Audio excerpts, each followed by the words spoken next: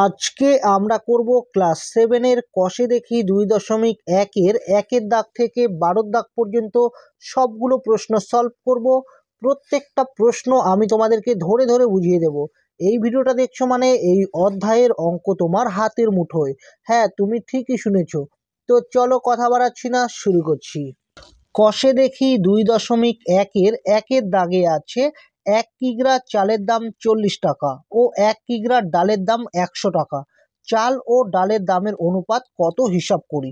তো দেখো, আমাদেরকে বের করতে বলেছে এই চালের দাম এবং ডালের দামের অনুপাত। তো আমরা প্রথমে লিখে নেব 1 কিগ্রা চালের দাম সমান সমান 40 টাকা ও 1 কিগ্রা ডালের দাম সমান সমান 100 টাকা। প্রথমে আমরা এইটুকু লিখে নেব। তো দেখো, আমি লিখে নিচ্ছি 1 কিগ্রা চালের দাম সমান সমান এখানে আছে 40 টাকা। 1 কিগ্রা চালের দাম 40 টাকা ও 1 কিগ্রা ডালের দাম সমান সমান আছে 100 টাকা। তো দেখো, আমাদেরকে বের করতে বলেছে চাল ও ডালের দামের অনুপাত, অর্থাৎ এই দুটো দামের অনুপাত বের করতে বলেছে। তো আমরা লিখে নেব যে সুতরাং চাল ও ডালের দামের অনুপাত সমান সমান দেখো, চালের দাম কত আছে 40, অনুপাত মানে আমরা এইভাবে দুটো ফোঁটা দেবো, যেটাকে বলে ইস্টু। এবার ডালের দাম কত আছে, ডালের দাম আছে 100। তাহলে দেখো, চাল ও ডালের দামের অনুপাত আমরা বের করলাম 40:100। এবার কি করব, এবার আমরা এখান থেকে কাটাকাটি করব। দেখো, একটা শূন্য আমরা কেটে দেবো। তাহলে কি আছে, 4 আছে আর আছে 10। তাহলে কত দিয়ে কাটবো, আমরা 2 দিয়ে দুটোকে কেটে দেবো। মানে আমাদের এমন একটা সংখ্যা দিয়ে ভাগ করতে হবে যে সংখ্যাটা দিয়ে এটাকেও ভাগ যাবে, এটাকেও ভাগ যাবে। তো আমরা 2 দিয়ে এটাকে ভাগ করব, 2 দিয়ে ভাগ করলে হবে 2 দুগুণে 4, 2 দিয়ে 10কে ভাগ করলে হবে 5 দুগুণে 10। তাহলে হবে 2:5। তো এটাই হবে অ্যান্সার। 2 দাগে দেখো, এখানে একটা ত্রিভুজ এবিসি আঁকা আছে। এই এবিসি ত্রিভুজের কোণ 3টি দেওয়া আছে। এখানে দেওয়া আছে 60 ডিগ্রি, এখানে দেওয়া আছে 50 ডিগ্রি এবং এখানে 70 ডিগ্রি দেওয়া আছে। আমাদের বের করতে বলেছে angle BAC is to angle ABC is to angle ACB সমান সমান কত। তো দেখো, এখানে কি আছে, অ্যাঙ্গেল বিএসি। তো মাঝখানে কি আছে, মাঝখানে আছে এ, অর্থাৎ এতে যে কোণটা হবে সেটা হলো অ্যাঙ্গেল বিএসি। তাহলে এতে কত কোণ আছে, 60 ডিগ্রি। তাহলে অ্যাঙ্গেল বিএসি কোণের মান হলো 60 ডিগ্রি। তারপরে দেখো আছে অ্যাঙ্গেল এবিসি, তাহলে মাঝখানে কি আছে, বি আছে, অর্থাৎ বিতে যে কোণটা হবে সেটা হবে অ্যাঙ্গেল এবিসি এর মান। তাহলে বিতে কত কোণ আছে, 50 ডিগ্রি। তাহলে এটা হবে 50 ডিগ্রি। আর শেষে দেখো আছে অ্যাঙ্গেল এসিবি, তাহলে মাঝখানে কি আছে, সি, অর্থাৎ সিতে যে কোণটা হবে সেটা হবে এই কোণটার মান। তাহলে অ্যাঙ্গেল এসিবি এই কোণটার মান হবে 70 ডিগ্রি। তো আমাদেরকে বলেছে এই 3টা কোণের অনুপাত কত হবে। তো আমরা প্রথমে এই ত্রিভুজটা আমরা এঁকে নেব। তো দেখো, আমি এবিসি ত্রিভুজটা এঁকে নিয়েছি এবং এবিসি ত্রিভুজের কোণগুলো বইয়ে যা দেওয়া ছিল আমি তাই লিখে নিয়েছি। এবার আমরা বের করে নেব প্রথমে কোণগুলোর মান। দেখো, প্রথমে আছে অ্যাঙ্গেল বিএসি, আমরা প্রথমে অ্যাঙ্গেল বিএসির মানটা বের করব। দেখো, অ্যাঙ্গেল বিএসি সমান সমান মাঝখানে কি আছে, এ আছে, অর্থাৎ এতে কোণ কত, 60 ডিগ্রি। তাহলে অ্যাঙ্গেল বিএসির মান হবে 60 ডিগ্রি। তারপরে কি আছে, দেখো, তারপরে আছে অ্যাঙ্গেল এবিসি। তো আমরা অ্যাঙ্গেল এবিসির মানটা বের করে নেই।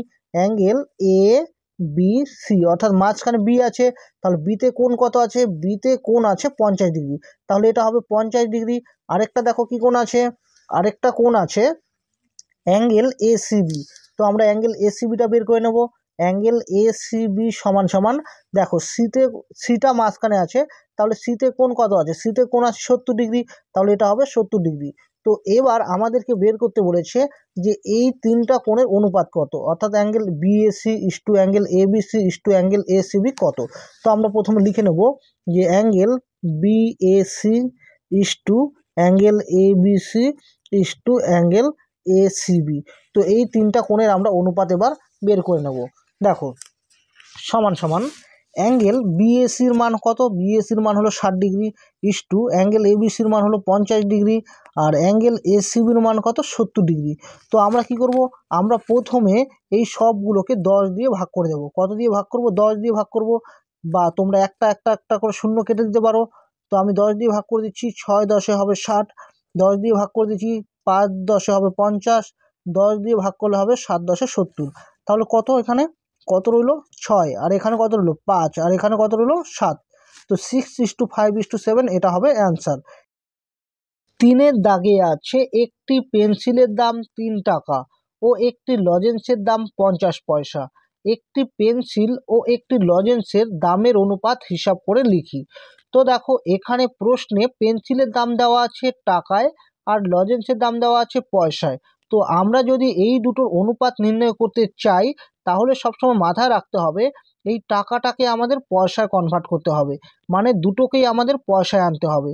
শুধু এটা মাথায় রাখবে অনুপাত নির্ণয় করতে হলে দুটোর একক একই থাকতে হবে, মানে এটা টাকা আর এটা পয়সা আছে, দুটোকেই আমাদের পয়সায় আনতে হবে, না হলে দুটোকেই আমাদের টাকায় আনতে হবে, মানে এককটা যেন একই থাকে। ধরে নাও তোমাদেরকে একটা উদাহরণ দিচ্ছি, এখানে 3 কিলোগ্রাম আছে আর এখানে 50 গ্রাম আছে।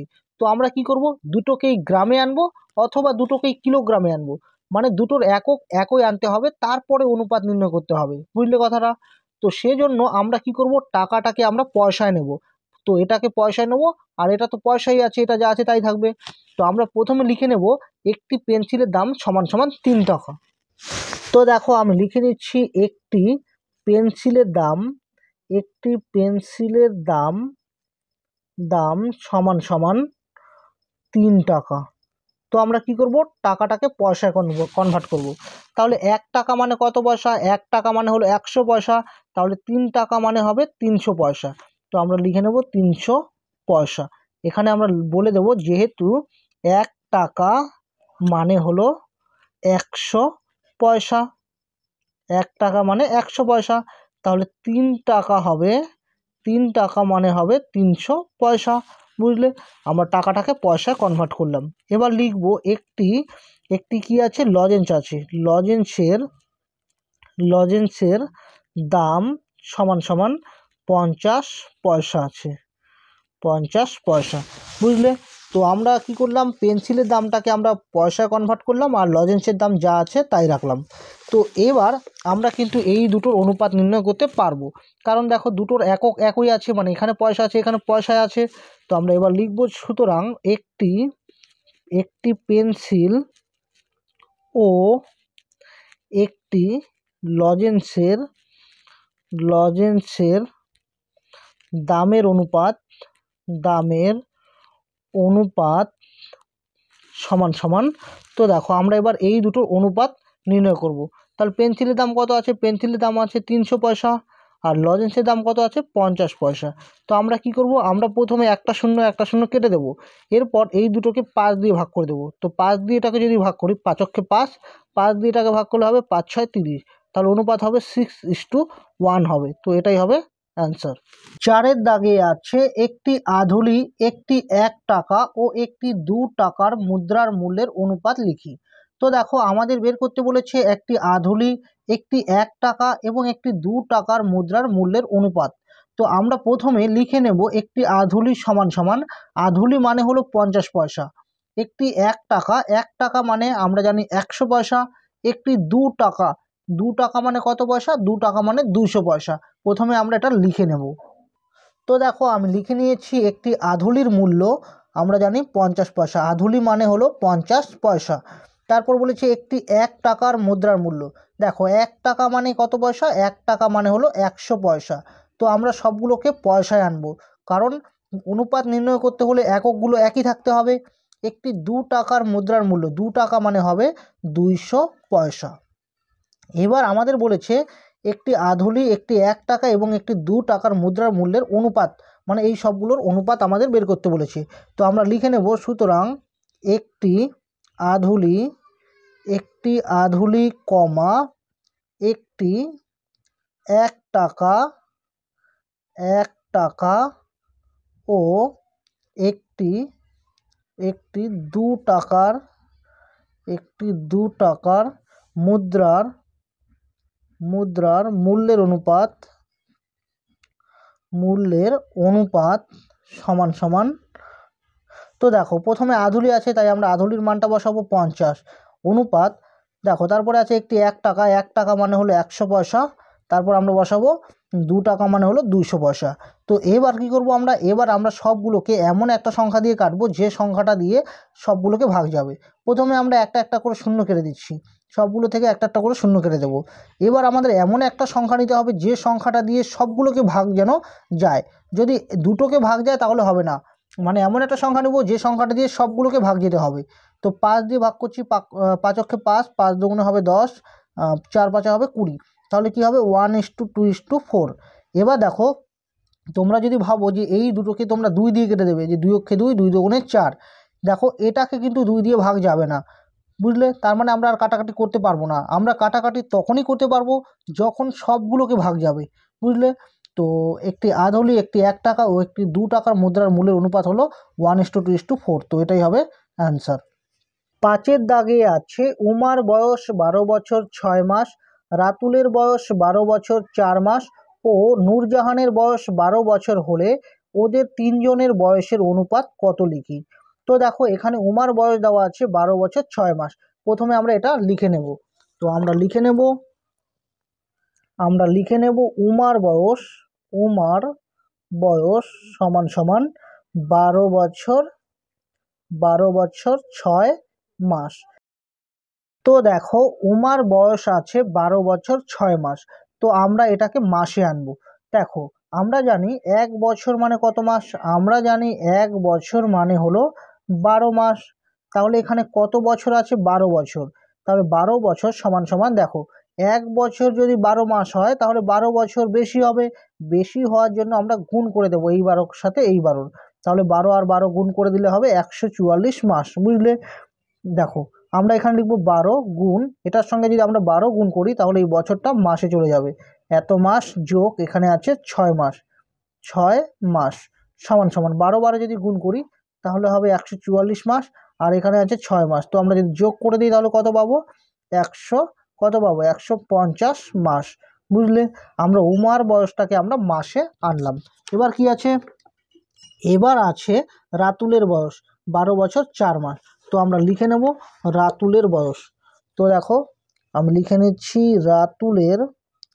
রাতুলের বয়স সমান সমান 12 বছর 4 মাস সমান সমান, দেখো আমরা বছরটাকে মাসে আনবো।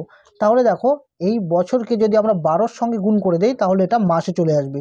তাহলে 12 × 12, কারণ 1 বছর মানে 12 মাস, তাই 12 দিয়ে গুণ করে দিলে এই বছরটা মাসে চলে আসবে।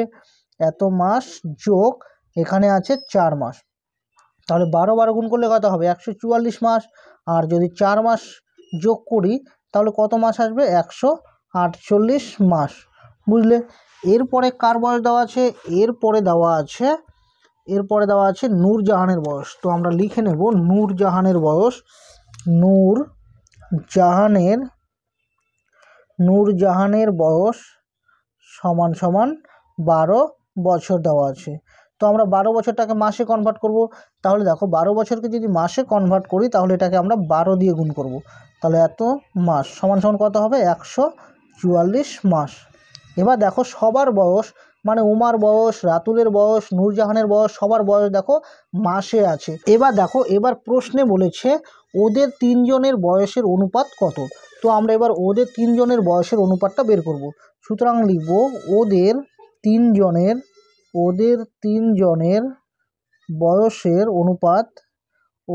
তিনজনের বয়সের অনুপাত সমান সমান, দেখো প্রথমে উমা আছে, উমার বয়স হলো 150 মাস। তাহলে এখানে 150 বসাবো, অনুপাত মানে ইস্টু। রাতুলের বয়স দেওয়া আছে 148, আর নূরজাহানের বয়স দেওয়া আছে 144। তো আমরা কি করব, 2 দিয়ে সবগুলোকে ভাগ করে দেব। 2 দিয়ে যদি এটাকে ভাগ করি হবে 75, 2 দিয়ে ভাগ করলে এখানে হবে 74, 2 দিয়ে ভাগ করলে হবে 72। তাহলে দেখো কি হলো, 75, 74 আর হলো 72। এমন কোনো সংখ্যা নেই যে এগুলোকে আর ভাগ যাবে, বুঝলে? মানে এমন কোনো সংখ্যা নেই যে এই সবগুলোকে ভাগ যাবে। যখন সবগুলোকে ভাগ যাবে না তখন আমরা সেটাকে বলবো অ্যান্সার। 6-এর দাগে আছে সমকোণী সমদ্বিবাহু ত্রিভুজের কোণগুলির অনুপাত কত লিখি। তো দেখো সমকোণী সমদ্বিবাহু ত্রিভুজের কোণগুলির অনুপাত বের করার আগে আমাদের জানতে হবে সমকোণী সমদ্বিবাহু ত্রিভুজ কাকে বলে। তো দেখো আমি তোমাদেরকে পাশে এখানে আমি বুঝিয়ে দিচ্ছি সমকোণী সমদ্বিবাহু ত্রিভুজটা কি। সমকোণী সমকোণী সমদ্বিবাহু ত্রিভুজ কথাটার মানে হলো যে ত্রিভুজের সমকোণী মানে হলো যে ত্রিভুজের একটি কোণের মান 90 ডিগ্রি এবং সমদ্বিবাহু, সম মানে সমান, দ্বি মানে দুটো বাহু, যে ত্রিভুজের দুটো বাহু সমান, ধরে নাও এই বাহু আর এই বাহুটা সমান, তাকে আমরা বলবো সমকোণী সমদ্বিবাহু ত্রিভুজ। বুঝলে কি বললাম? যে ত্রিভুজের একটি কোণের মান 90 ডিগ্রি এবং দুটো বাহু সমান, তাকে আমরা বলবো সমকোণী সমদ্বিবাহু ত্রিভুজ। দেখো এখানে কিন্তু আমরা একটা কোণ পেয়ে গেলাম, কত? 90 ডিগ্রি। এবার আমরা জানি ত্রিভুজের তিনটা কোণের সমষ্টি কত হয়? 180 ডিগ্রি। তাহলে 180 ডিগ্রি থেকে আমরা কিন্তু একটা কোণ এখানে পেয়ে গেছি 90, কারণ সমকোণী মানে 90। তাহলে এই 90টাকে যদি আমরা বিয়োগ করে দিই তাহলে কত পাবো? 180 থেকে যদি 90কে বিয়োগ করি তাহলে আমরা 90 ডিগ্রি পাবো। এবং তোমাদেরকে বলেছিলাম যেহেতু দুটো বাহু সমান তাই এই কোণ দুটো সমান হবে। তাহলে 90কে যদি আমরা সমান দুভাগে ভাগ করি, মানে 2 দিয়ে ভাগ করি, তাহলে কত পাবো? 45। তার মানে এটাও 45 ডিগ্রি হবে, এটাও 45 ডিগ্রি হবে। বুঝলে কথা? তাহলে সমকোণী সমদ্বিবাহু ত্রিভুজের কোণগুলো হলো 90 ডিগ্রি, 45 ডিগ্রি এবং 45 ডিগ্রি। তাহলে আমরা প্রথমে লিখে নেব সমকোণী সমদ্বিবাহু সমকোণী সমদ্বিবাহু ত্রিভুজের প্রথমে আমরা কোণগুলো কত সেটা আমরা প্রথমে লিখে নেব। কোণগুলি হলো 90 ডিগ্রি, 45 ডিগ্রি ও 45 ডিগ্রি। এবার আমরা এই সমকোণী সমদ্বিবাহু ত্রিভুজের কোণগুলোর অনুপাত বের করব। তাহলে লিখে নেব, সুতরাং সমকোণী সমদ্বিবাহু ত্রিভুজের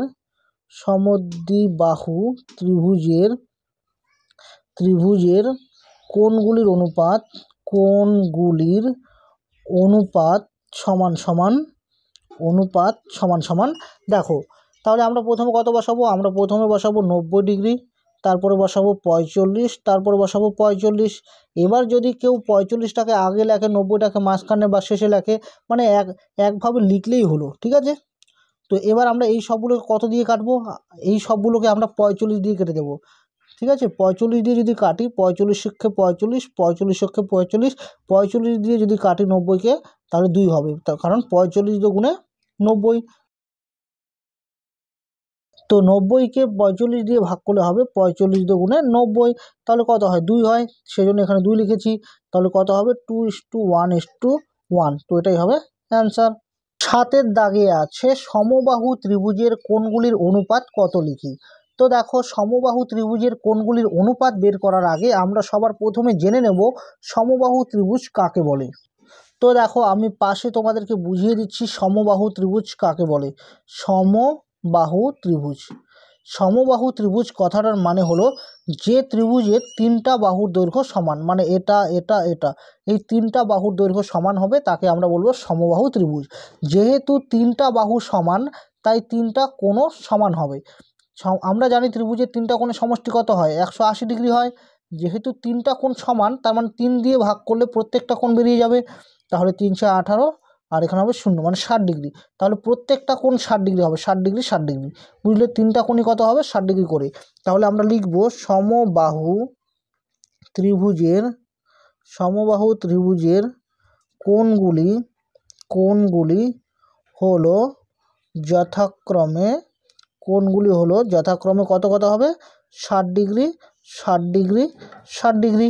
তো আমরা লিখব, সুতরাং সমবাহু ত্রিভুজের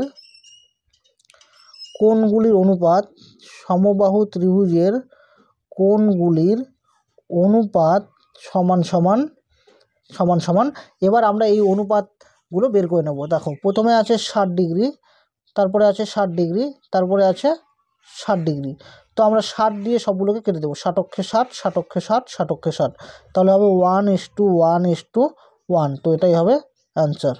8-এর দাগে আছে পুলকবাবু ও মানিকবাবুর বয়সের অনুপাত 7:9।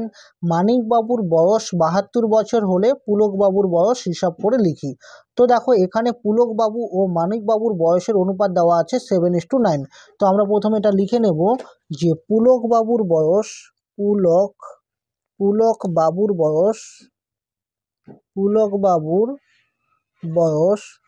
ইস টু মানিক বাবুর বয়স, মানিক বাবুর বয়স সমান সমান তাদের বয়সের অনুপাত দেওয়া আছে 7:9। তো আমরা লিখে নেব, বা আমরা লিখে নেব পুলক বাবুর বয়স, আর এই অনুপাতের জন্য আমরা বাই লিখব, বাই আমরা লিখব মানিক বাবুর বয়স, মানিক বাবুর বয়স সমান সমান এখানে 7 আছে 7 লিখব, আর এই অনুপাতের জন্য আমরা বাই লিখব, আর নিচে লিখব 9। এবার দেখো প্রশ্নে কার বয়স দেওয়া আছে। তো দেখো প্রশ্নে বয়স দেওয়া আছে মানিকবাবুর বয়স কত বছর দেওয়া আছে, 72 বছর। তাহলে দেখো এখানে মানিকবাবুর বয়স কত আছে, 9। এটার সাথে কত গুণ করলে 72 বছর আসবে, 8 গুণ করলে, তাই না?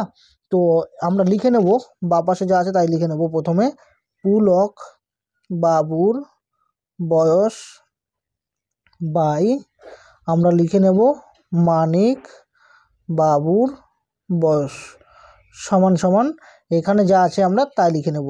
তো তোমাদেরকে বলেছিলাম বইয়ে মানিক বাবুর বয়স দেওয়া আছে 72 বছর। কত দেওয়া আছে, 72 বছর।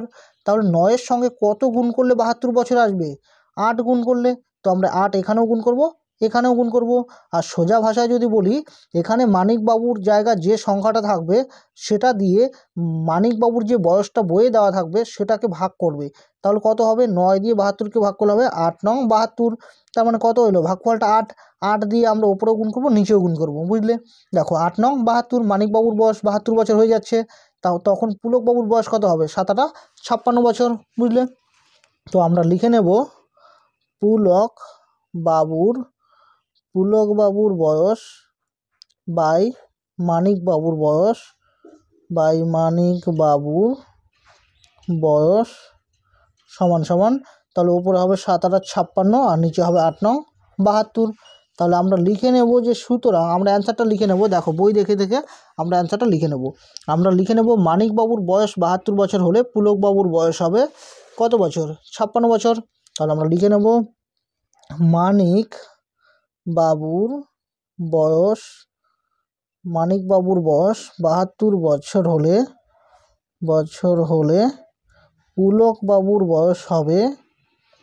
পুলকবাবুর বয়স হবে 56 বছর।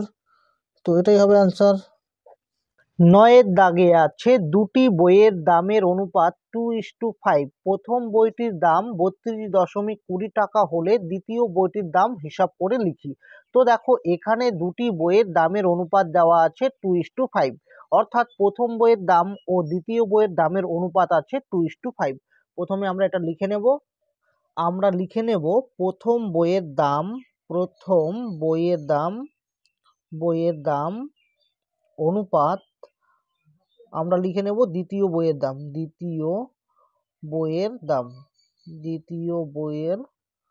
দাম সমান সমান দেওয়া আছে 2:5, ঠিক আছে? তো এবার আমরা বা লিখব। আমরা লিখব প্রথম বইয়ের দাম আর এই অনুপাতের জন্য আমরা বাই লিখব দ্বিতীয় বইয়ের দাম সমান সমান 2/5। আমরা আবার বাঁ পাশে যা আছে তাই লিখে নেব। প্রথম বইয়ের দাম বাই আমরা লিখব দ্বিতীয় বইয়ের দাম সমান সমান এখানে যা আছে আমরা তাই লিখব। এবার দেখো প্রথম বইয়ের দাম কত দেওয়া আছে। এখানে বইয়ে প্রথম বইয়ের দাম দেওয়া আছে 32.20 টাকা। তাহলে দেখো এখানে প্রথম বই কত আছে, 2। তাহলে 2-এর সঙ্গে কত গুণ করলে এই 32.20 আসবে, এটা আমরা কিভাবে বের করব? আমরা এই 2 দিয়ে আমরা এটাকে ভাগ করব, ঠিক আছে? ভাগ করলে ওই সংখ্যাটা বেরিয়ে যাবে। তো আমি পাশে ভাগ করে দিচ্ছি, 2 দিয়ে 32.20-কে ভাগ করছি। তাহলে 2 অক্ষে 2 বিয়োগ করলে হবে 1 2 কাটবো, 6 দুগুণে হবে 12। তো এই দশমিকটা আমরা এখানে লিখব, আর এখান থেকে 2 কাটবো, 2 অক্ষে হবে 2, আর এই শূন্যটা এখানে চলে যাবে, ঠিক আছে? তাহলে কত, 16.10। তাহলে আমরা এই 2-এর সঙ্গে যদি 16.10 গুণ করি তাহলে কিন্তু আমরা 32.20 পেয়ে যাব, অর্থাৎ প্রথম বইয়ের দাম পেয়ে যাব। তো আমরা যদি 16.10 ওপরে গুণ করি তাহলে আমাদের নিচেও গুণ করতে হবে। মনে মনে ভাবো, এটা যদি কেটে দেই তাহলে কিন্তু আগের লাইনটাই আসবে, মানে 2/5ই আসবে। বুঝলে কথাটা? তো আমরা এখানে লিখবো বা, আমরা বাই টানবো আর ওপরে লিখব প্রথম বইয়ের দাম, প্রথম বইয়ের দাম বাই, আমরা নিচে লিখব দ্বিতীয় বইয়ের দাম সমান সমান। দেখো ওপরে যদি গুণ করি তাহলে হবে 32.20 আর নিচে গুণ করলে কত হবে 5 0 0, 5 অক্ষে হবে 5.5 দিয়ে 6কে গুণ করলে হবে 5 6 30, 30-এ 0, হাতে থাকবে 3, 5 অক্ষে 5, 5 আর 3 যদি আমরা যোগ করি তাহলে হবে 8, তাহলে হবে 80.50। তাহলে আমরা লিখে নেব। এবার অ্যান্সারটা বই দেখে দেখে লিখবো যে প্রথম বইয়ের দাম যদি 32.20 টাকা হয় তাহলে দ্বিতীয় বইয়ের দাম হবে 80.50 টাকা। তো আমরা উত্তরটা লিখে নেব। প্রথম বইটির দাম, প্রথম বইটির দাম 32.20 টাকা হলে দ্বিতীয় বইটির দাম হবে, দ্বিতীয় বইটির দাম হবে সমান সমান 80.50 টাকা। বুঝলে? 10-এর দাগে আছে বৃত্তের পরিধি ও ব্যাসের অনুপাত 22:7। যে বৃত্তের ব্যাসের দৈর্ঘ্য 2 মিটার 1 ডেসিমিটার সেই বৃত্তের পরিধি হিসাব করে লিখি। তো দেখো এখানে প্রশ্নে আমাদেরকে দিয়ে দিয়েছে বৃত্তের পরিধি ও ব্যাসের অনুপাত 22:7।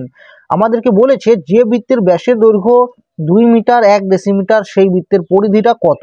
তো আমরা প্রথমে লিখে নেব বৃত্তের ব্যাসের দৈর্ঘ্য সমান সমান 2 মিটার 1 ডেসিমিটার। তো এটা প্রথমে আমরা লিখে নেব। তো দেখো আমি লিখে নিয়েছি বৃত্তের ব্যাসের দৈর্ঘ্য সমান সমান 2 মিটার 1 ডেসিমিটার। তো আমরা কি করব, আমরা এই 2 মিটারকে ডেসিমিটারে কনভার্ট করব। তো কিভাবে করব, দেখো আমি এখানে লিখে নিয়েছি kilometre, hectometre, decametre, metre, decimetre, centimetre, millimetre. যখন আমরা বাঁ দিক থেকে ডান দিকে যাব, অর্থাৎ যখন আমরা কিলোমিটার থেকে মিলিমিটারের দিকে যাব তখন আমাদের 10 দিয়ে গুণ করে যেতে হবে। আর যখন আমরা ডান দিক থেকে বাঁ দিকে আসবো, অর্থাৎ মিলিমিটার থেকে যখন আমরা কিলোমিটারের দিকে যাব তখন আমাদের 10 দিয়ে ভাগ করে আসতে হবে। তো দেখো এখানে কি আছে, এখানে আছে মিটার, মিটার থেকে আমরা ডেসিমিটার যাব। মিটার কোনটা, এটা মিটার থেকে যখন আমরা ডেসিমিটারে যাব তখন আমার এই দিকে যেতে হবে। তাহলে এই দিকে যদি যাই, মিটার থেকে ডেসিমিটারে যেতে আমাদের একটা ঘর পড়ে। তার মানে এই দিকে গেলে আমাদের কি করতে হয়, 10 দিয়ে গুণ করতে হয়। তাহলে মিটার থেকে ডেসিমিটারে যেতে যেহেতু একটা ঘর পড়ে তাই আমরা একটা 10 দিয়ে গুণ করব।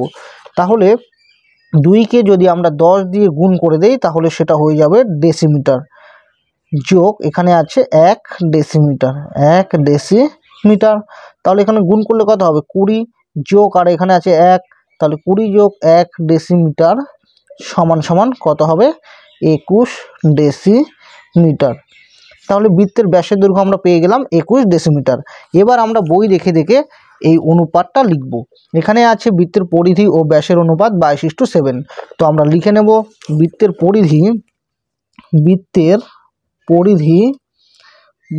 পরিধি ইস্টু ব্যাস, এই দুটোর অনুপাত দেওয়া আছে 22:7 দেওয়া আছে। তো আমরা লিখব বা, আমরা এখানে উপরে লিখব বৃত্তের পরিধি এই অনুপাতের জন্য আমরা লিখব বাই, আমরা লিখব ব্যাস সমান সমান, এখানে লিখব 22 আর এই অনুপাতের জন্য বাই টানবো, এখানে লিখব আমরা 7। এবার দেখো বৃত্তের ব্যাসের দৈর্ঘ্য এখানে কত দেওয়া আছে 21 দেওয়া আছে, কত দেওয়া আছে 21। আর এখানে বৃত্তের ব্যাস কত আছে, এখানে আছে 7। তাহলে 7-এর সঙ্গে কত গুণ করলে 21 আসবে, 7-এর সঙ্গে 3 গুণ করলে 21 আসবে। তো আমরা এখানে 3 দিয়ে গুণ করলে ওপরেও 3 দিয়ে গুণ করব। তো আমরা প্রথমে লিখে নেব বৃত্তের পরিধি বাই ব্যাস সমান সমান, তাহলে 22/7 লিখব। তাহলে এখানে বৃত্তের ব্যাসের দৈর্ঘ্য দেওয়া আছে 21 ডেসিমিটার। তাহলে 21 মানে আমরা যদি 7কে 3 দিয়ে গুণ করি তাহলে 21 আসবে। এখানে 3 দিয়ে গুণ করলে আমাদের এখানেও 3 দিয়ে গুণ করতে হবে, বুঝলে? তাহলে আমরা লিখে নেব বা বৃত্তের পরিধি বাই ব্যাস সমান সমান, তাহলে ওপরে ওপরে গুণ করব, ওপরে হবে 66 আর নিচে হবে 3 7 21। তাহলে দেখো যে বৃত্তের ব্যাস 21 ডেসিমিটার সেই বৃত্তের পরিধি হবে 66 ডেসিমিটার। তো আমরা লিখে নেব যে সুতরাং আমরা বই দেখে অ্যান্সারটা লিখব। তো দেখো আমরা বই দেখে অ্যান্সারটা লিখব, যে বৃত্তের ব্যাসের দৈর্ঘ্য, যে বৃত্তের ব্যাসের দৈর্ঘ্য, যে বৃত্তের ব্যাসের দৈর্ঘ্য কত আছে 2 মিটার 1 ডেসিমিটার, 2 মিটার 1 ডেসিমিটার। তো 2 মিটার 1 ডেসিমিটার মানেই কিন্তু এটা 21 ডেসিমিটার, ঠিক আছে, 21 ডেসিমিটার। তাহলে যে বৃত্তের ব্যাসের দৈর্ঘ্য 2 মিটার 1 ডেসিমিটার সেই বৃত্তের পরিধি কত হবে, পরিধি হবে 66 ডেসিমিটার। তাহলে আমরা লিখব 66 ডেসিমিটার। এবার আমরা ডেসিমিটার থেকে আমরা কি করব, মিটারে আসব। দেখো ডেসিমিটার থেকে আমরা মিটারে কিভাবে আসব, দেখো ডেসিমিটার হলো এটা, ডেসিমিটার থেকে যখন আমরা মিটারে যাব তখন আমাদেরকে 10 দিয়ে ভাগ করতে হবে। তাহলে 66কে যদি আমরা 10 দিয়ে ভাগ করি তাহলে কত হবে, 66কে যদি আমরা 10 দিয়ে ভাগ করি, দেখো 66কে যদি আমরা 10 দিয়ে ভাগ করি তাহলে হবে 6 10 60, আর বিয়োগ করলে কত হবে 6। তার মানে এটা হবে মিটার আর এটা হবে ডেসিমিটার, কারণ এটা 66 ডেসিমিটার ছিল। তাহলে 66 থেকে 60 ডেসিমিটার বিয়োগ করলে কয় ডেসিমিটার থাকবে, 6 ডেসিমিটার থাকবে। আর এখানে যে ভাগফলটা আছে এটা হবে মিটার। তার মানে এটাকে আমরা এভাবে লিখতে পারি 6 মিটার 6 ডেসিমিটার। 11 দাগে আছে আমাদের সপ্তম শ্রেণীতে 150 জনের মধ্যে 90 জন ও ষষ্ঠ শ্রেণীতে 140 জনের মধ্যে 80 জন অঙ্কন প্রতিযোগিতার নাম দিয়েছে, অনুপাতে প্রকাশ করে দেখি কোন শ্রেণীতে প্রতিযোগী বেশি। তো দেখো এখানে বলেছে সপ্তম শ্রেণীতে 150 জনের মধ্যে 90 জন অঙ্কন প্রতিযোগিতার নাম দিয়েছে ও ষষ্ঠ শ্রেণীতে 140 জনের মধ্যে 80 জন অঙ্কন প্রতিযোগিতার নাম দিয়েছে। তো আমাদেরকে বলেছে যে অনুপাতে প্রকাশ করে দেখাও যে কোন শ্রেণীর প্রতিযোগী বেশি, মানে সপ্তম শ্রেণীর প্রতিযোগী বেশি নাকি ষষ্ঠ শ্রেণীর প্রতিযোগী বেশি। তো আমরা প্রথমে লিখে নেব, তো দেখো আমরা প্রথমে লিখে নেব সপ্তম শ্রেণীতে অঙ্কন প্রতিযোগিতায় নাম দেওয়া ছাত্র ও মোট ছাত্রের অনুপাত সমান সমান। দেখো সপ্তম শ্রেণীতে অঙ্কন প্রতিযোগিতার নাম দিয়েছে 90 জন, তাহলে আমরা 90টা আগে লিখব। অনুপাত মোট ছাত্র কতজন ছিল, মোট ছাত্র ছিল 150 জন, বুঝলে। এবার আমরা কি করব, এবার আমরা কাটাকাটি করব। দেখো একটা শূন্য কেটে দেবো, এই দুটোকে 3 দিয়ে কাটবো, 3 দিয়ে যদি ভাগ করি 3 তিরিক্ষা 9 3 5 15, তাহলে এখানে কত হবে 3:5 হবে, সমান সমান এটাকে আমরা এভাবে লিখতে পারি 3, আর অনুপাতের জন্য বাই লিখতে পারি 5 লিখতে পারি, তাই তো।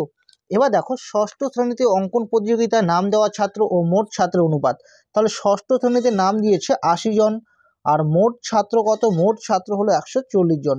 তো আমরা একটা শূন্য কাটবো, এই দুটোকে এবার আমরা 2 দিয়ে মানে ভাগ করব। 2 দিয়ে যদি ভাগ করি 4 দুগুণে 8 7 দুগুণে 14, তাহলে হবে 4:7।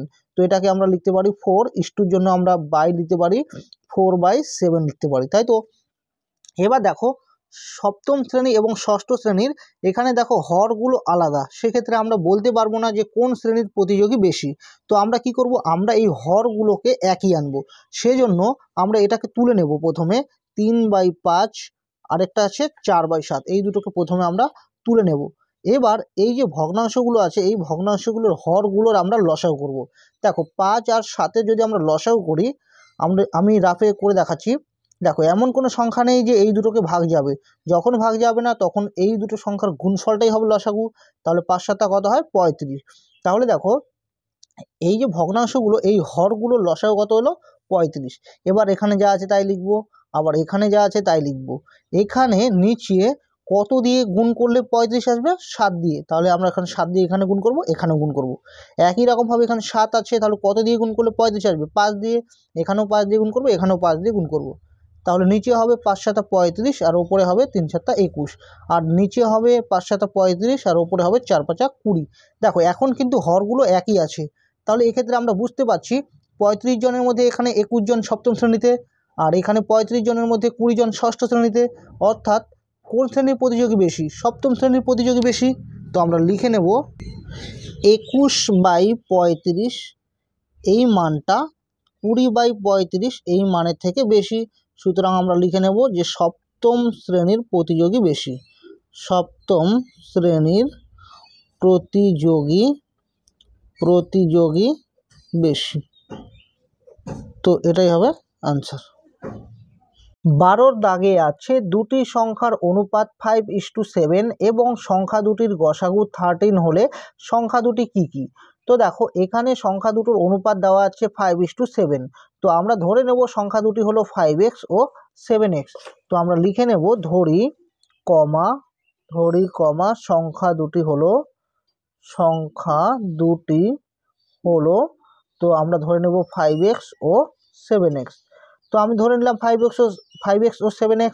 যদি বলো আমরা 5x এবং 7x কেন ধরলাম, দেখো আমরা যদি এই দুটোর অনুপাত করি তাহলে কি হবে 5x:7x হবে। অর্থাৎ দেখো এখান থেকে x আর x কেটে যাবে, তাহলে কি হবে 5:7, মানে আগের লাইনটাই চলে আসবে। অর্থাৎ সংখ্যা দুটোর অনুপাত এই 5:7ই হবে। ঠিক আছে, সেজন্য এখানে x ধরলে তোমাদের এখানেও x ধরতে হবে, এখানে যদি তোমরা y ধরো তাহলে এখানে y ধরতে হবে, মানে একই রাখতে হবে যেন অনুপাতে প্রকাশ করলে সেই দুটো কাটা গিয়ে আবার আগের লাইনটাই চলে আসে। বুঝলে? এবার দেখো এখানে প্রশ্নে বলেছে যে সংখ্যা দুটির গসাগু হলো 13। তো এটা বইয়ের ভাষায় দেওয়া আছে সংখ্যা দুটোর গসাগু 13। তাহলে আমাদের হিসেবে এই সংখ্যা দুটোর গসাগু কত সেটা আমরা বের করে নেব। তাহলে আমরা লিখে নেব সুতরাং সংখ্যা দুটির গসাগু সমান সমান, দেখো এখানে কি কি আছে, এখানে আছে 5x আছে তাই তো, আর এখানে কি আছে 7x। তো কমন কি আছে দুটোর মধ্যে বলো তো, x আছে। তো আমরা x বলবো এখানে গসাগু, বা যদি অন্যভাবে তোমাদেরকে বলি, দেখো 5x আর 7xকে যদি আমরা গসাগু করতে মানে বের করতে যাই গসাগু, তাহলে আমাদের কত দিয়ে ভাগ করতে হবে, দেখো x দিয়ে কিন্তু দুটোকেই ভাগ যাবে, x দিয়ে 5xকে ভাগ করলে হবে 5, আবার x দিয়ে 7xকে ভাগ করলে হবে 7। তো আমরা জানি গসাগু মানে সেই সংখ্যাটা যে সংখ্যাটা দিয়ে দুটোকেই ভাগ যাবে। তাহলে এখানে দেখো x হলো, এরপর এমন কোনো সংখ্যা নেই যে 5 আর 7কে ভাগ যাবে, তাই সেক্ষেত্রে আমরা বলতে পারি সংখ্যা দুটোর গসাগু হলো x। বুঝলে? তাহলে সুতরাং প্রশ্নানুসারে মানে প্রশ্নের অনুসারে আমাদের হিসেবে সংখ্যা দুটির গসাগু হলো x, আর বইয়ের হিসেবে সংখ্যা দুটোর গসাগু কত আছে, বইয়ের হিসেবে সংখ্যা দুটির গসাগু হলো 13। তাহলে আমরা এখানে 13 বসিয়ে দেব। বুঝলে? আমি আবারও বলছি প্রশ্নানুসারে মানে প্রশ্নের অনুসারে আমাদের হিসেবে সংখ্যা দুটোর গসাগু হলো x, আর বইয়ের হিসাবে 13। তো এই দুটো সমান করে দেব। এবার আমরা লিখবো যে সুতরাং দেখো x এর মান কিন্তু বেরিয়ে গেল, x এর মান কত 13, এই 13 মানটা আমরা এখানে বসিয়ে দেবো। আমরা লিখবো সুতরাং সংখ্যা দুটি হলো, তাহলে এখানে কি আছে 5x আছে, তো আমরা লিখবো 5x ও 7x। এবার x এর জায়গায় মান বসাবো, তাহলে 5 ইন্টু x এর মান কত আছে 13, আর এখানে বসাবো 7 ইন্টু x এর মান আমরা বসাবো 13। তাহলে এখানে কত হবে 5 13 কত হবে, 5 13 হবে 65, আর 7 13 কত হবে 91। তো এটাই হলো অ্যান্সার। অর্থাৎ সংখ্যা দুটো হলো 65 ও 91।